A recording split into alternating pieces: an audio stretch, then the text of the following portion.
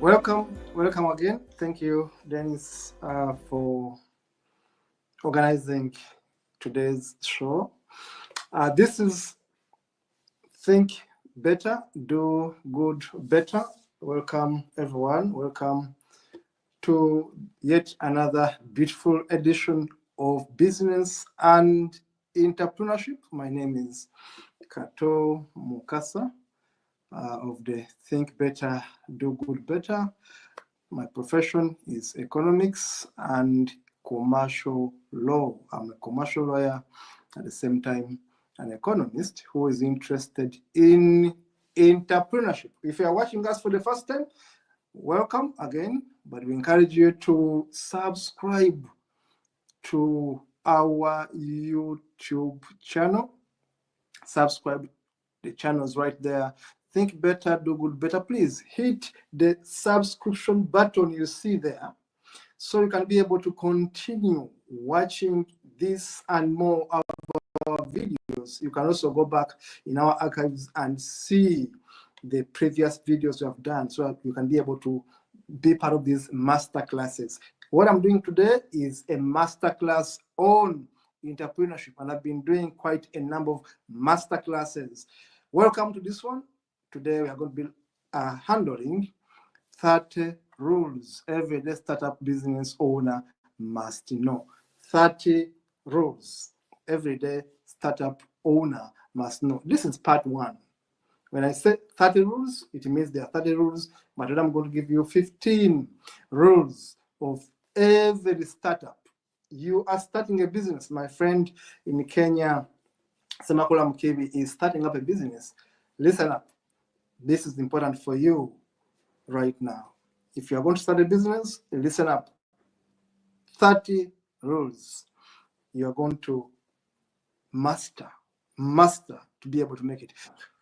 Let me give you this background again. If you are watching me for the first time, I'm in the United Kingdom as I speak right now, but the statistics show that in the United Kingdom, 88.3% of the startups that start in the United Kingdom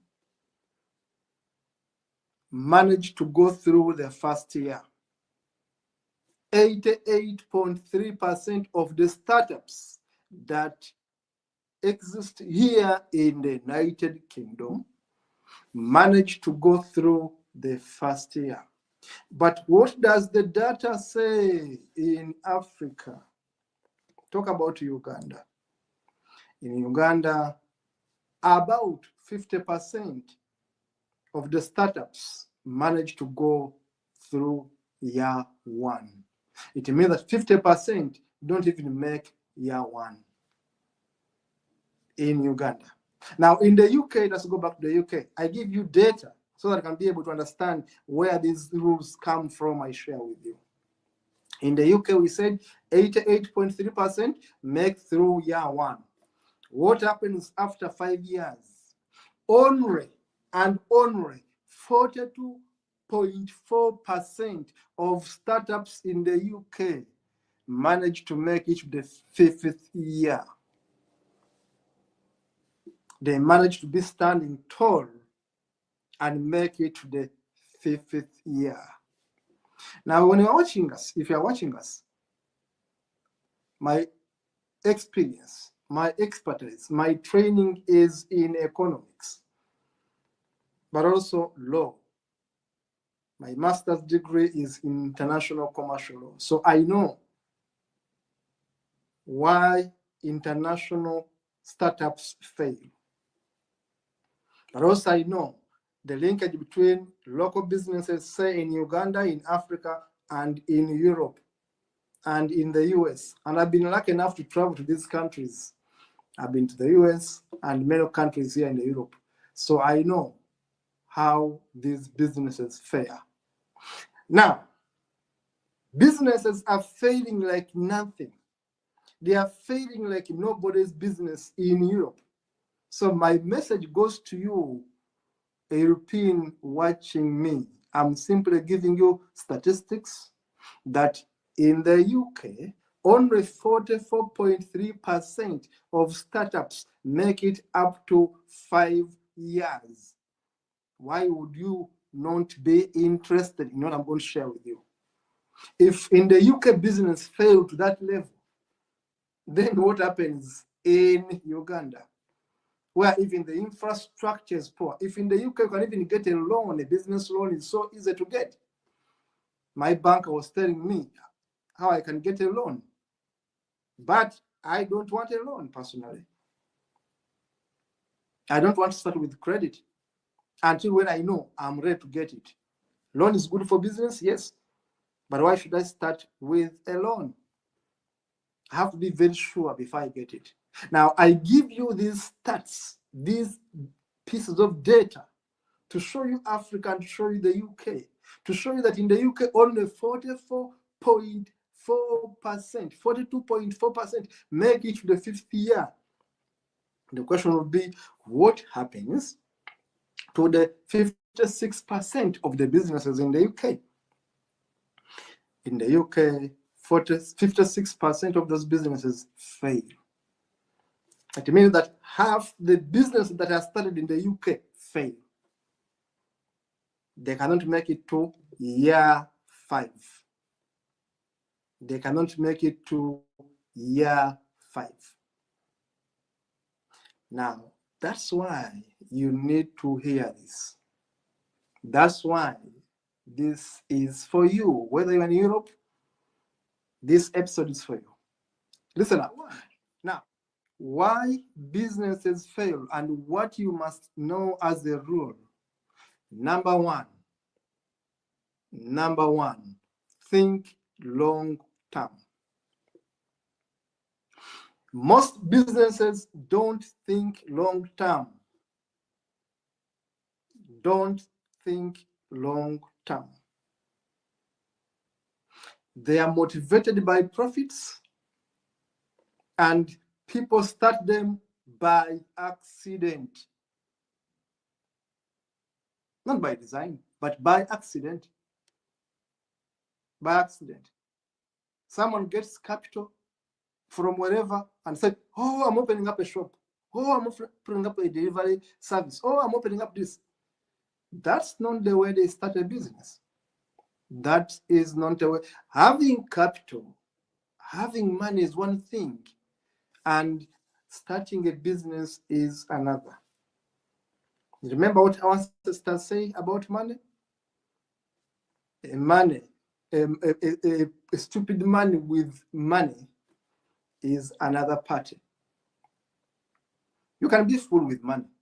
You can be a very stupid person with money. And trust me, you run out of money very soon. So thinking long term is a rule that every startup owner must have. What is your vision?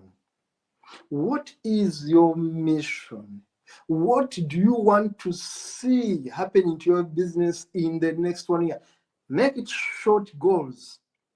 In the next 6 months, what do I want to achieve for my business? But even before I go to the next 6 months, what can I achieve in the next 3 months? Think long term. Now, that is very, very important.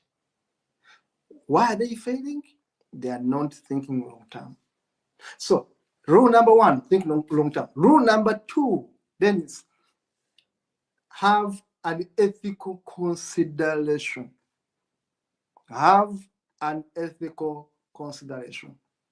Now, ethical consideration is very, very, very important. Many businesses are not succeeding because they are not ethical. They are started from a corrupted system. The owners are corrupt. I've seen so many people in Uganda. I'll talk about Uganda, where I've done business for some time.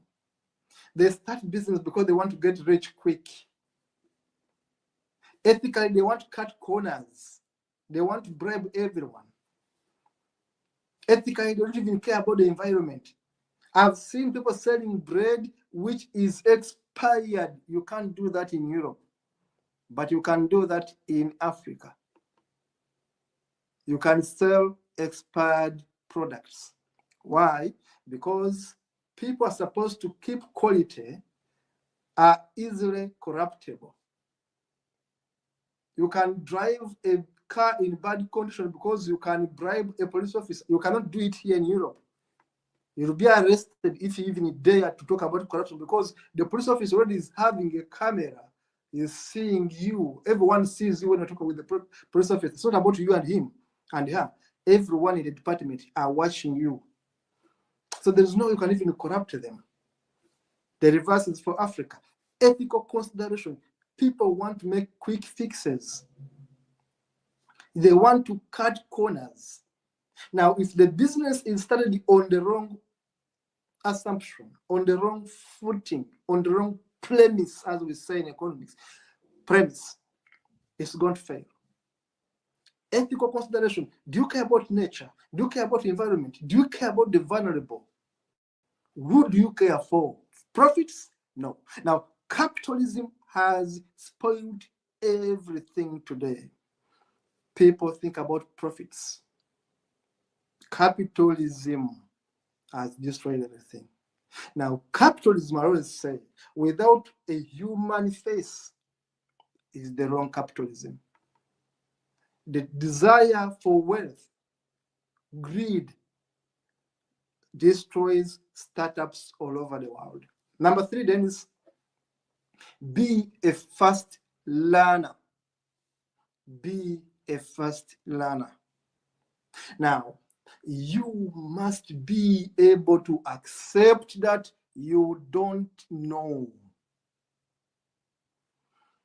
That is the first starting point for a startup. Every startup must accept that you are in a gambling game. You basically don't know. Let me put on some light a bit. Then if the light is much, I'm putting on some light to balance the light. I'm switching on my other lights here. Now, when you are starting up a business, this is very important to note. Please know that there are 1,001 things you don't know about business. Having money is one thing, and knowing how to use that money is another. Now, you must accept to be like a child if you're going to do business successfully and learn. Learn, learn, learn. Go out and learn. Research, evaluate, measure. You cannot simply hit a market without doing a market survey. Learn is the principle. Number 4, control your emotions. Control your emotions. Control your emotions. Emotions ruin good businesses. Then it's number 4, control your emotions. Emotions ruin good businesses. I've seen business owners who are fighting with customers. You can't believe it. I've seen girls in Africa, in Uganda, abusing customers. You go to mobile money and the girl is abusing because she thinks you want to flirt with her. But we are there to ask for money. I've seen servers, we call them servers here. I've seen restaurant attendants, whatever, being insultive. They don't even know the word thank you. Now, how do you even give them a tip if they are so rude? Emotions ruin everything. The moment you use emotions than logic and you're managing a business, trust me, it's going to fail. Emotions. Emotions. Even if workers do mistakes, there's no going to be insulting them because you need them.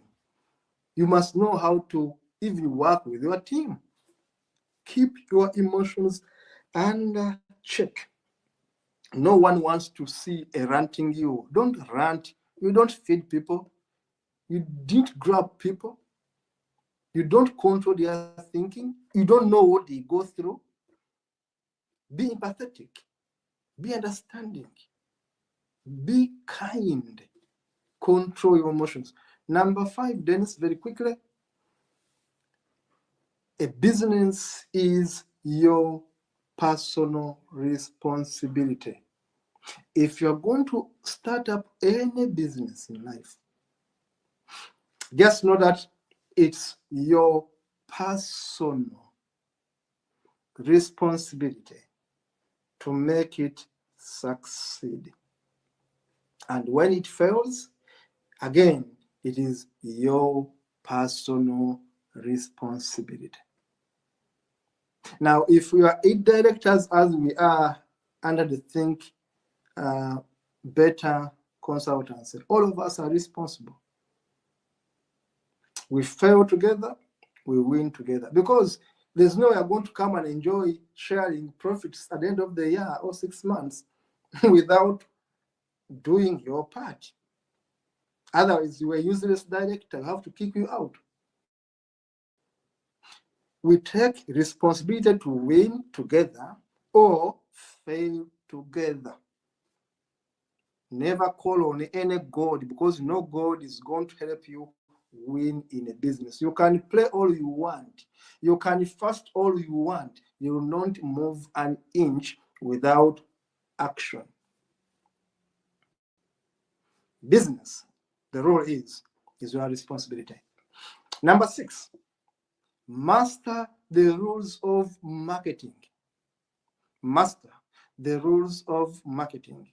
Now, marketing is so important to a business that it's like the heart of your business. When I was in the School of Economics, of course, I studied marketing. I'm a good marketeer. You can even see it right here. I can market even my hair here, and I said it to you. Marketing is my niche. When I was practicing as a lawyer, yes, I was marketing my services. When I was working with NGOs, yes, I was marketing my NGOs. Marketing. You need to learn marketing. One day I'll come here and I give you a class on marketing that close deals.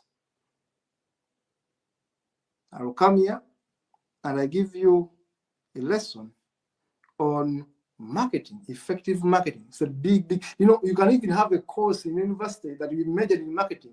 I know marketing, but I'm telling you briefly here, learn how to market. It's a big thing. We shall cover it next time. 7, Dennis, treat failure as a lesson. Treat failure as a lesson. Number 7, because we want to make these videos very short. Treat failure as a lesson. Treat failure as a lesson. Failing is part. Never give up because you have failed. We learn from mistakes. We learn from failure. None of us is perfect. I'm very imperfect. Neither you are perfect. Now, don't take business failure. Today we have made poor sales as a punishment. It's a punishment, yes, but it's not the end of it. You can always rise up and even do much better. You can do much better. Trust me. Now, every time you fail, take it as a lesson and never, ever give up. Number 8, Dennis, is have a business mentor. Have a business mentor. Stroke a mastermind. Have a business mentor. Stroke a mastermind. Now, in my book, How to Start That Business, that book was published in 2007. That one book gave me a contract with the government of Uganda under the Ministry of Gender, under the National Youth Council, where I was their economist and entrepreneurship consultant for the entire country for several years. And the minister by that time was the current Vice President of Uganda, Jessica Lupa, was my top boss. So I worked with the government of Uganda as an economist and entrepreneurship consultant for some years. Now, What I was teaching Ugandans throughout the country, among others, was the importance of having business mentors if you're going to have a startup. We call it mastermind, as Benjamin Franklin called it. It is a mastermind. People sharper than you, but understand exactly what you want to achieve. Who have been there, seen it, done it. Today, if I want to go into finance, start a bank, start a money lending business, my mentor who gave me my first laptop, the man I met at UNDP, Professor Leonard Mutesasila, is a financial guru, was teaching in the US, has been teaching finance. He owns a mini bank in Uganda, is my mentor. He pushed me into entrepreneurship. He gave me my first computer. He was my friend. So I ran to him and said, I want to start money lending business. I want to work with this bank. I want financial advice, because he knows better than myself. He mentored me in finance, practically, at the UNDP. So now you must have mentors. You must have mastermind, a think tank, as I call it. Now, next, which is 9, quickly, fall in love with data. Fall in love with data. You call it data. Others call it data. Now, I talked about numbers in one of my lectures, in one of my master classes, in one of my conversations. Call it whatever you want. I call them master classes. I call this the master class. Free for whoever watches us. Now, data is everything you must get. I told you about my grandfather who taught me mathematics, who was an accountant, and whenever I could take my report to him, he could say, I want to see how he performed in math. For him, it was about math. If I come below 60, it's a problem. With math, with my grandfather, I had to get 70, he's happy with you. You have 50, that is a failure. He calls you a mediocre. My grandfather couldn't say, I passed English with 80. He says, that's nonsense. I want to see math. I want to see life. Because data makes you better. And every one of us deals with data. That's why you are poor, because you don't know how to deal with data, and that is money. Now, it goes with bookkeeping, it goes with research, it goes with monitoring and assessment. That's data. You are collecting information. Never start any business without collecting data, without observing other businesses and see the rate at which they are failing and why they are failing. Data. Data from your customers, data from your debtors, data from your creditors, data from your suppliers. Data is what you need to succeed as a startup. Number 10, build your customer base. Then, number 10, build your customer base. Very important. Build your customer base. Now, whatever business niche you are going to do, create a customer base. At Think Better, we are now creating a customer base. I don't want to tell you a lie. By attending this free masterclass, you are basically becoming our customer consciously and unconsciously. We are creating a customer base by giving you a free master class. To be honest with anyone watching me, that's being smart, because you must know who you are going to sell to. How do I reach you? Will I force myself into your door? No. By watching me, now you know what we can offer. Create a customer base. Number 11, do a bottom-up innovative model. Bottom-up innovation model tells you that if you're going to start up a business that is going to win, whatever is going to make you win must come from the bottom, not from up. From the bottom means it must come from your customers, it must come from your community, it must come from your market, it must come from your suppliers, it must come from your creators. The model that you create, we call it a loop, as I'm going to explain in my next point, must be able to talk with the bottom person, the person who earns less. Number 12, Dennis, develop a lean feedback loop. Lean, L-E-A-N, lean feedback loop with double O. Because I know sometimes my pronunciation may be a problem to many other people, I want to make my accent much more easier.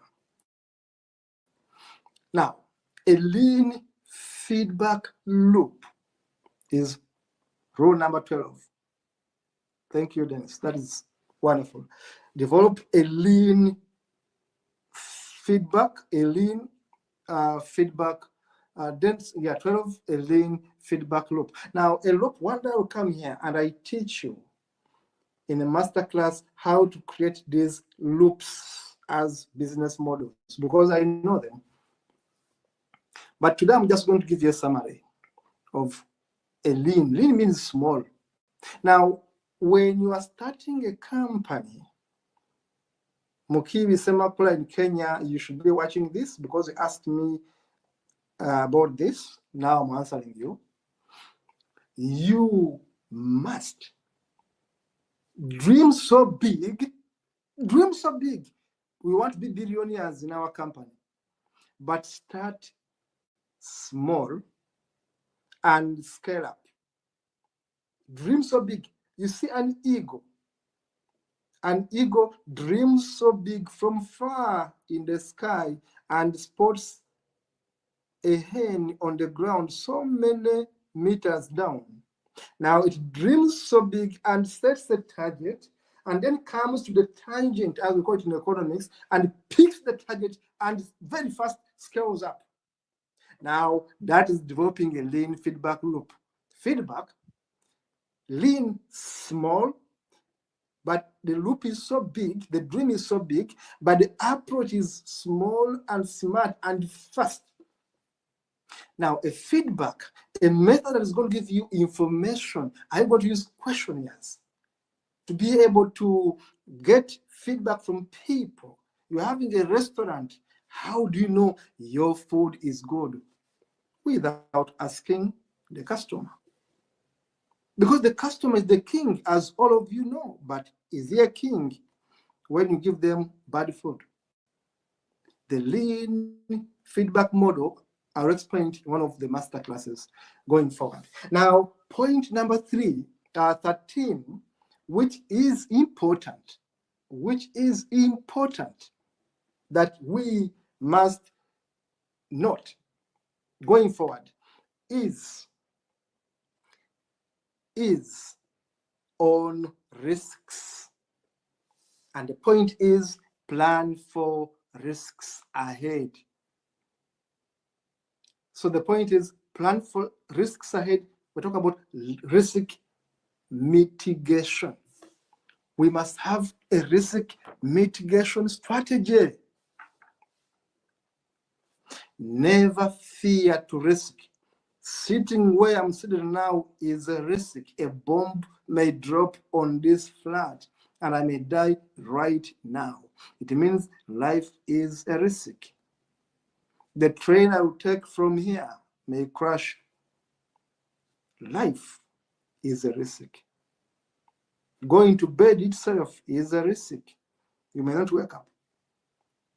Now, you must always forecast risks. We call them funnels. We build for you funnels to detect risks and then sail through. By assessing the model of your business, we can do it as consultants. We can assess and I will give you a model for your business, however small it is, and tell you, now, these are the risks, and this is how to mitigate them. Number 14, which is so important, build a sustainable business. The question is on sustainability, Dennis. Number 14, sustainability. Build a sustainable business. Now, sustainability is the in thing today for economists like me, and for environmentalists, and for humanists. Sustainability. In one of our master classes, I'll be talking with NGO managers, because now I'm talking about business. But there are lessons I'm going to be coming here to give, master classes for NGOs completely. In the NGO world, we talk about sustainability. Very long word. How do we build sustainable businesses? Why do businesses fail and others succeed?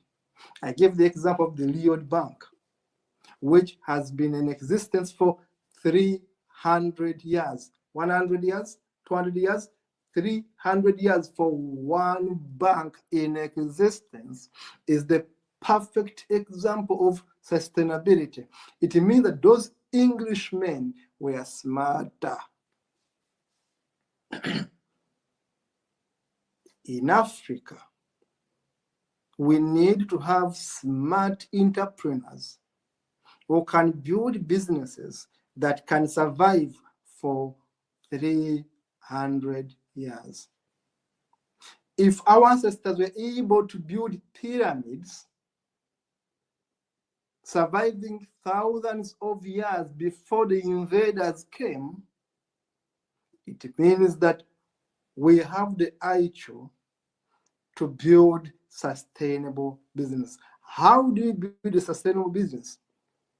You follow the models. We can develop you models, and then we tell you this, including the succession plan and all that. Lastly, Dennis, the most important thing is the one I'm going to come with as last, because I told you you're 30. I'm going to give you only 15 for today. Number 15 is be a problem solver. That's the most important one. I'll repeat it for you. Be a problem solver.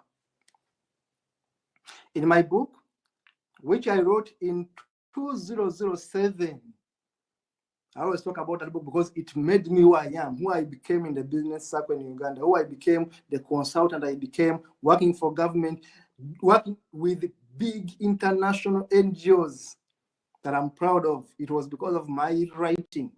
They were calling me as an expert. And I was very young by then, 2007. Now, why? Because I was showing people how to solve problems in businesses. And I was fresh from the university because I had left university in 2001. Now, unless we become problem solvers, we shall continue in the rat race begging for money. I hate begging. I always say that. I hate asking for donations. I hate being a beggar. And you watching me must stop being a beggar by being a problem solver. Dennis there, right now I'm working with, is a great problem solver. He solves my IT problems.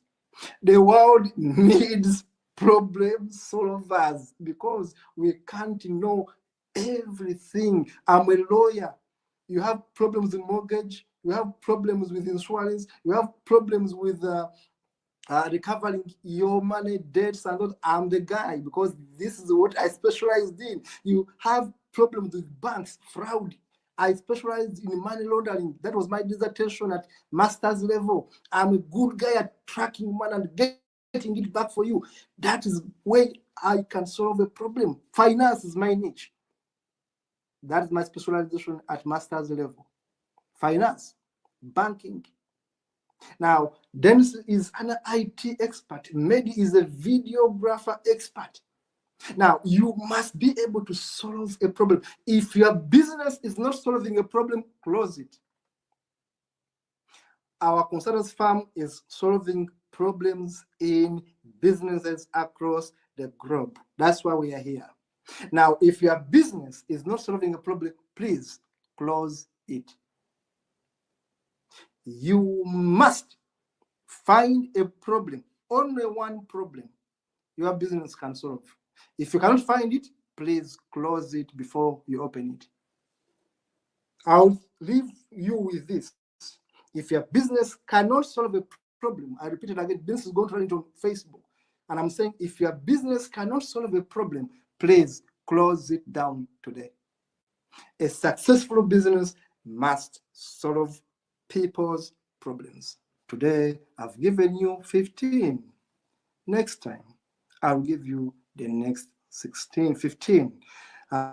Stay better, live better, stay focused, have hope, keep hope alive, and see you in the next one. But don't forget to subscribe to our channel so that you can keep on getting these master classes now and again. See you. Be well.